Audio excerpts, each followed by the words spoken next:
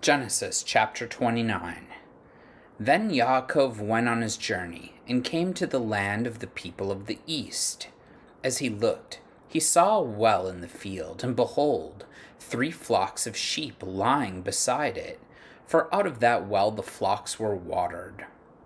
The stone on the well's mouth was large, and when all the flocks were gathered there, the shepherds would roll the stone from the mouth of the well and water the sheep, and put the stone back in its place over the mouth of the well.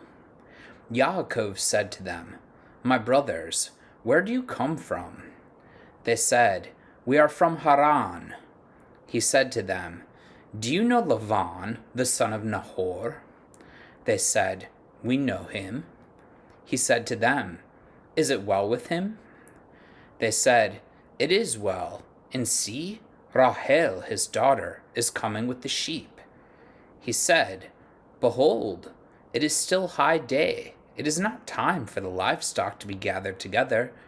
Water the sheep and go, pasture them." But they said, "We cannot until all the flocks are gathered together, and the stone is rolled from the mouth of the well. Then we water the sheep." While he was still speaking with them, Rahel came with her father's sheep, for she was a shepherdess. Now as soon as Yaakov saw Rahel, the daughter of Laban, his mother's brother, and the sheep of Laban, his mother's brother, Yaakov came near and rolled the stone from the well's mouth, and watered the flock of Laban, his mother's brother.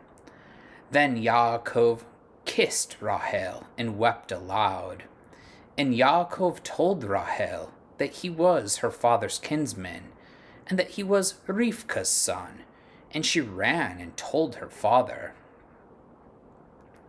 As soon as Laban heard the news about Yaakov, his sister's son, he ran to meet him, and embraced him, and kissed him, and brought him to his house.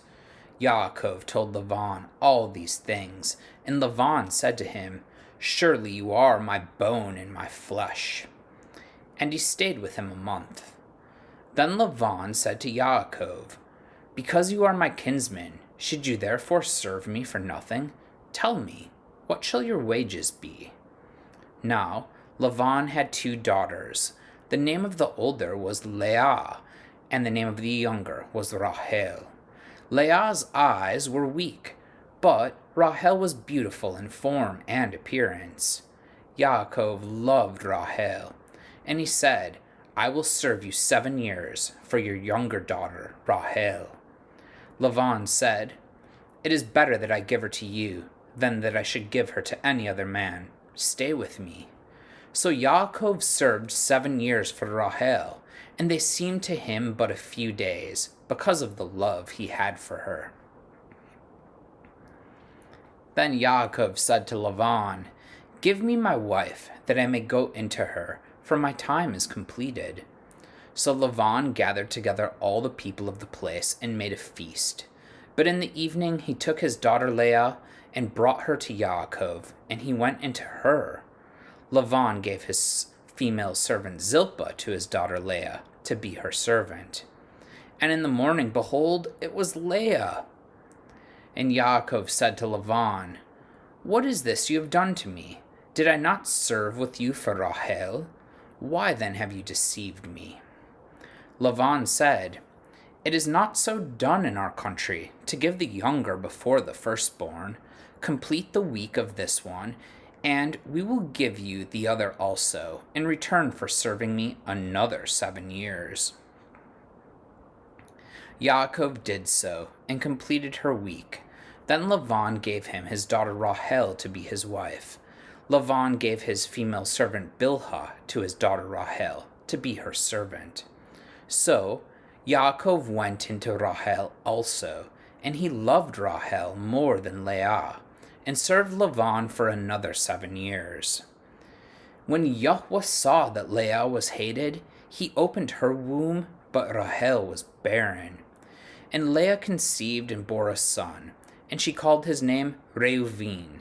For she said, "Because Yahweh has looked upon my affliction, for now my husband will love me." She conceived again and bore a son, and said, Because Yahweh has heard that I am hated, he has given me this son also. And she called his name Shimon. Again she conceived and bore a son, and said, Now this time my husband will be attached to me, because I have borne him 3 sons. Therefore his name was called Lewi. And she conceived again and bore a son, and said, This time I will praise Yahweh. Therefore she called his name Yahudah. Then she ceased bearing. Amen.